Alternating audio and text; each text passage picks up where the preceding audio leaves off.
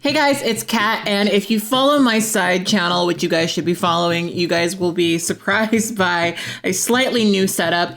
I just moved and I'm still setting up my new apartment, which is why we've slowed down a bit with content on this main channel. But this is the first day that I've had in my new place where I feel like I can come and make content. Before I get into this, I want to say that I have been very disconnected from the happenings of the world. If you follow my side channel, I talk about this a lot. I have been less online. I've walked away from Twitter and a lot of other websites that I use regularly, and I'm just feeling a lot better about life and about so many things. I have such an energy for creativity. I have a lot of things that I'm working on right now, a lot of big projects that I'm excited to share with you guys in the coming year, and I'm just in a really good space. I'm in love. My world is nice. So I figured that I would come and fuck it all up by apparently watching something really upsetting. So part of my disconnecting from the internet has been avoiding all of the anti-trans legislation, avoiding all of the discourse around that. You guys have to get that I've been making content speaking out about trans issues for a very long time, most of my life. And I guess for a while felt like there were a lot of really progressive things happening, and I felt like I was doing productive stuff as well. And now we're in a very scary time. And one of the biggest things that I have to remind myself of is that I really do need to protect my peace. I need to not overwhelm myself with an ongoing string of negativity, but at the same time, I don't want to lose sight of where we are. And so I've avoided watching this clip for a really long time. I am thankful that I've avoided it, but I wanted to face it with you guys and face it live and just talk about how I feel. So this is a clip from the conservative convention, and one of the speakers there, his name is Michale Knowles, urged for the eradication of trans rights. So I'm going to just click through some of these articles and see what I get. Okay, so I'm reading a Rolling Stones article. The title of the article is CPAC Speaker Calls for Eradication of Transgenderism and somehow claims he's not calling for elimination of transgender people. Now, I don't know what his quote is, so I don't know what he actually said, so let's get into it. The rights war on queer and trans people took center stage at the Conservative Political Action Conference as Daily Wire host Michale Knowles on Saturday called for an eradication of transgenderism. During his speech on Saturday, Knowles told the crowd, for the good of society, transgenderism must be eradicated from public life entirely. The whole preposterous ideology at every level.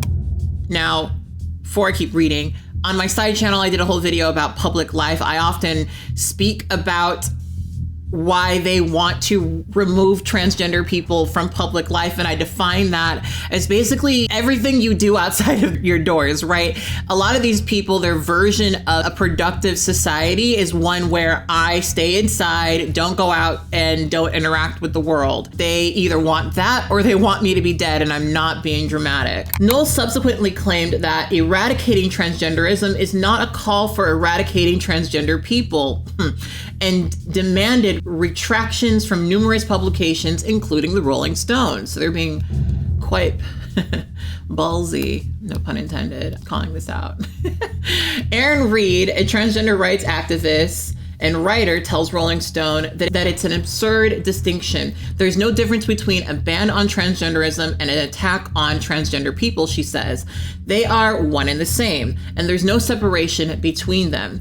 Reed says that Knowles and others at the Daily Wire, including anti-trans activist Matt Walsh, are not talking about keeping transgender people out of public life. They're actively working to make it happen. She noted that their support for bills to deprive transgender people of gender-affirming medical care, bans on using public bathrooms, and targeting of live performances by trans individuals. Now, this is referring to some of the anti-cross-dressing laws that are going around that are, of course, supposed to be about keeping the kids away from the drag queens. That's how it started. They wanted to attack the drag queen library hour, which I still struggle to understand why people think, I don't really struggle, because I think most people understand, I'm just gonna be very real. I think most people understand that a man in a dress reading a story to children is not one of the most crazy, strangest things in the world. Conservatives regularly do things that I would personally consider much stranger. I would never put my children in a position where they were around anything that could be seen as sexual. In the few circumstances that like I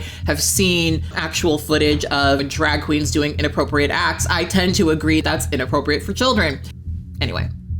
The point of these laws is not to ban drag, really. That's just the end. That's the beginning. And I don't know why people struggle with this so much, but this is how it starts, right? It always seems like something that's not a big deal. And then that small little thing becomes bigger and bigger and bigger and bigger, right? They're trying to basically say that we should not have anyone who is wearing clothing that doesn't align with the gender that they were assigned at birth, essentially. We shouldn't have those people anywhere near children. And how the fuck do you exist in public without interacting with children at some point? That sharply means that you can only work in certain circumstances. And this is something I'm actually just, sorry, we're getting off track here, but I'm realizing that's the reason why so many of the trans women that I knew growing up worked in adult professions, right? Where else would they be allowed to be? And you have this, we've already seen it, we have this trend of transgender porn becoming more and more popular. And when you look at the map of where it's really popular in some pretty conservative states, right? And so as a transgender person, and if you're in a situation where you're being told you can't be around kids at all whatsoever, or you may be charged with a felony, what's your option? In a society where you are deeply stigmatized, but also deeply fetishized. Anyway, I have not actually watched or listened to this person's statement, so let me actually watch them. I don't want it, not that I need to like have fairness and whatever for this transphobe, but let's actually hear what he said. Conservative Political Action Conference speaker and Daily Wire host Michale Knowles called for the eradication of transgenderism at the conference on Saturday. There can be no middle way in dealing with transgenderism. It is all or nothing. If transgenderism is true, if men really can become women, then it's true for everybody of all ages. If transgenderism is false, as it is, if men really can't become women, as they cannot, then it's false for everybody too. And if it's false, then we should not indulge it, especially since that indulgence requires taking away the rights and customs of so many people. If it is false, then for the good of society, and especially for the good of the poor people who have fallen prey to this confusion, transgenderism must be eradicated from public life entirely. The whole preposterous ideology at every level. Now, Rolling Stone's headline about the event claimed that Knowles had called for, quote, transgender people to be eradicated. And Knowles called that headline libelous and demanded a retraction, which Rolling Stone complied with. And their new headline then read, CPAC speaker calls for eradication of transgenderism, and somehow claims he's not calling for elimination of transgender people.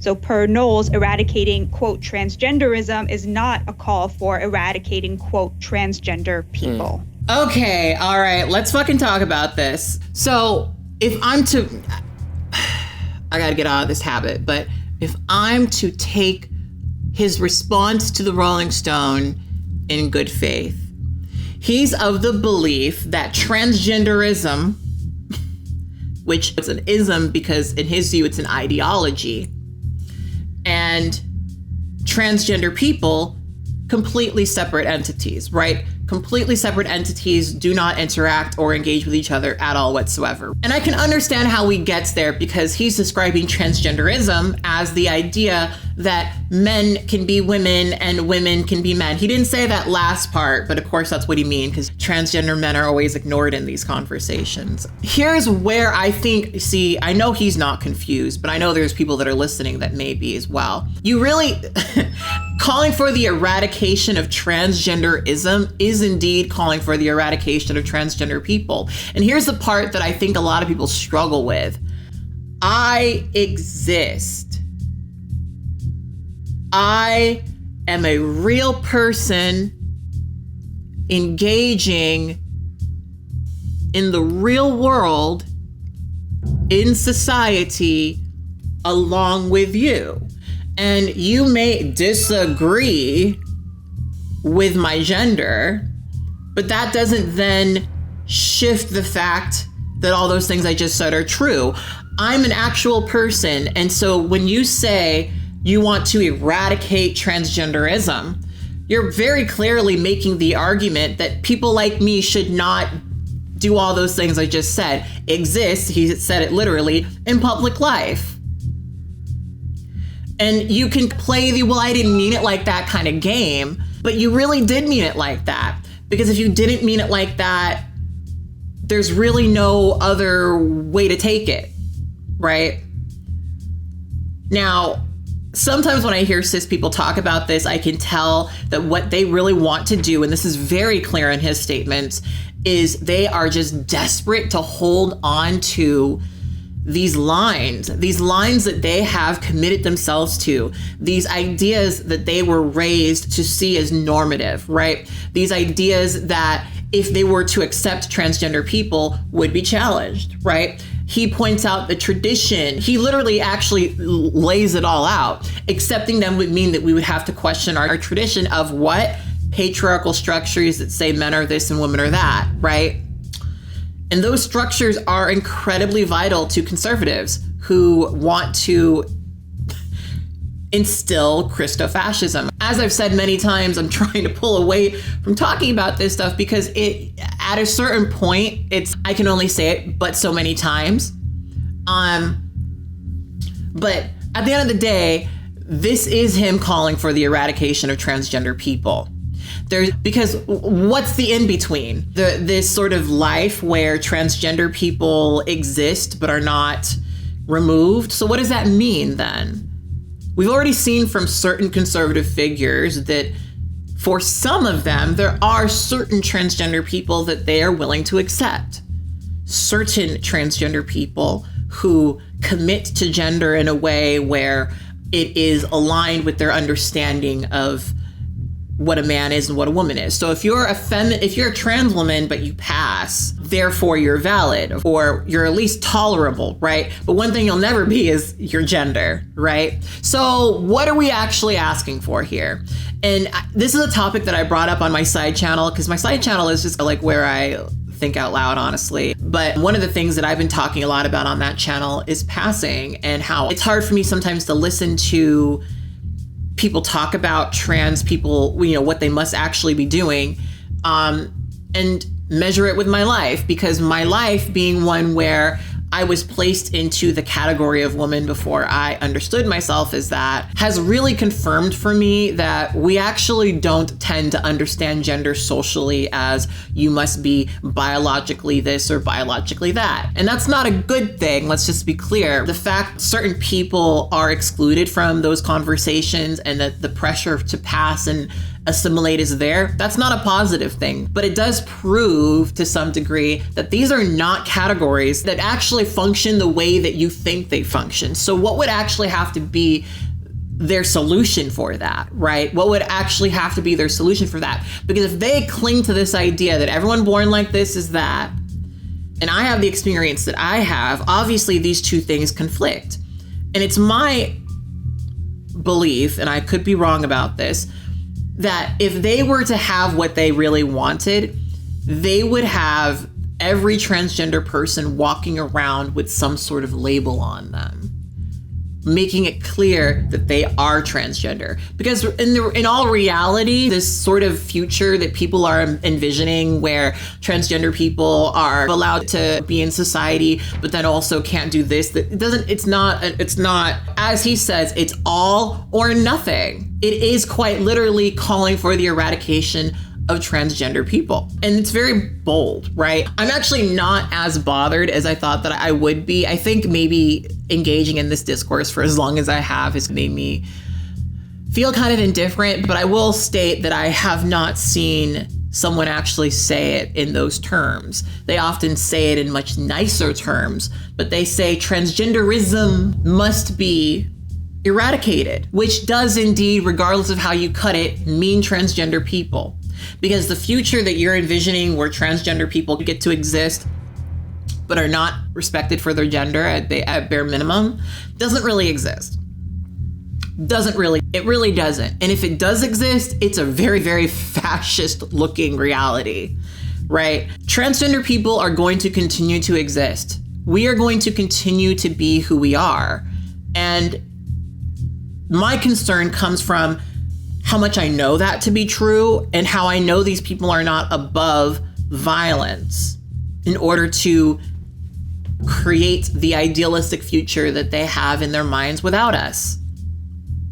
I think that some people don't know how serious it is. Before I got on here, I watched a video of a trans woman debunking a claim that was made by a conservative, where the conservative person interviewed a person who used to work in one of those scary gender clinics. And she talked about how scary it was and how easily kids were given hormones, just feeding right into the narratives that conservatives have about these gender clinics, right? And then people who actually went to that clinic came out and said, actually, it was really fucking hard to get treatment. Like,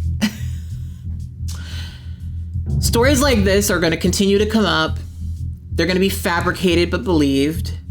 Then people like this are going to continuously, openly call for the eradication of transgender people. And that's why I don't personally think it's cool to be indifferent to transphobia right now. But if there's anything that a lot of my work has shown me, it's that, like, I can't sit around and expect for people to care. And one of the things I don't want to do is what the trans woman whose video I watched before I started making this video has done, which is I don't want to sit on the internet and debate this with people and debunk it for people.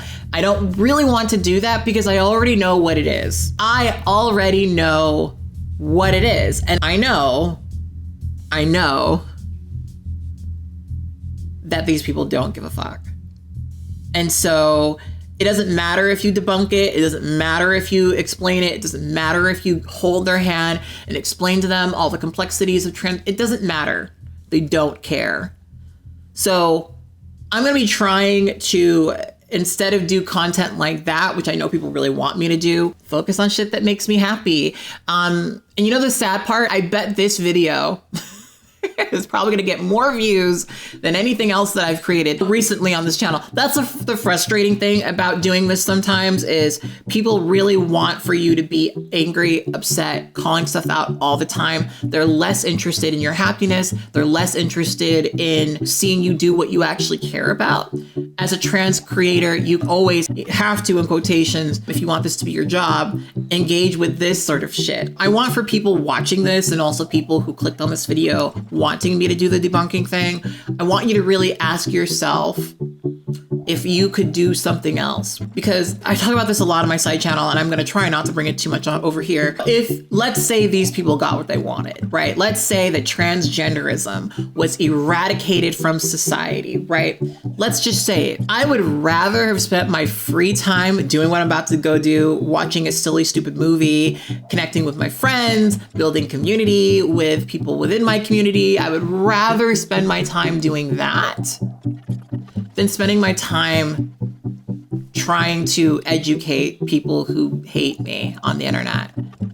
I just would. And I've learned that from all of the times I've done it. Like, I'm, of the people on the internet, I for sure know that people don't care. I'm enjoying this season of life I'm in where I'm just really enjoying my freedom as long as I have it. Again, I'm going to try not to get too depressing on this channel. And I know that the liberal mentality that a lot of people have is it wouldn't happen. These people aren't going to be able to do the things they want to do. And remember when we thought that about Trump? Remember when we thought that it was just completely crazy and silly that Trump could possibly get elected because it's just such a heinous idea?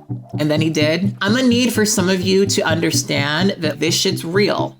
These are laws that are already being passed, right? They're already trying to, as this person is saying, eradicate transgender people from public life. They're doing it right now. What do you think making it impossible for people to gain access to healthcare is going to do. The transgender people who need it, who rely on it, are going to suffer, right? The transgender people who need that medical treatment are going to be now in a position where they don't have access to it. You know? And that's really fucking scary. It's very fucking scary.